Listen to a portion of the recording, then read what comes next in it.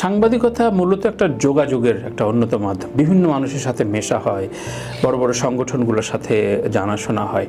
তো এই ক্ষেত্রে জানাশোনার ক্ষেত্রে ঢাকা যখন আসা হলো, চট্টগ্রাম থেকে ঢাকায় এসে সাংবাদিকতার নিজস্ব অনুভূতি কি জাগলো, যে এটা তো একটা ভাস্ট জায়গা, ভাস্ট মিডিয়াম, অনেক কিছু অনলাইন, অতগুলো।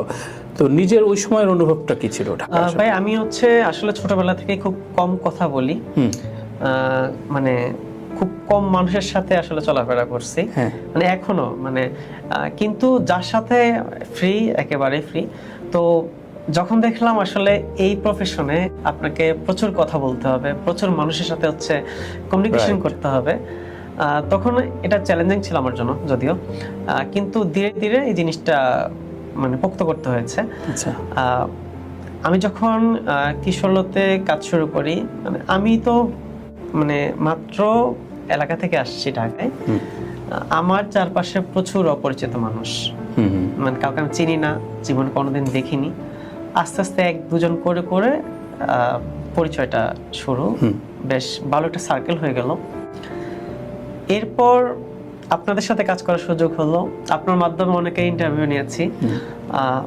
তো আমার কাছে মনে হচ্ছে না, ব্যাপারটা ভালোই, আমি নতুন নতুন মানুষকে জানতে পারছি, শিখতে পারছি। হ্যাঁ, এবং অনেক কিছু আসলে বুঝতে পারছি।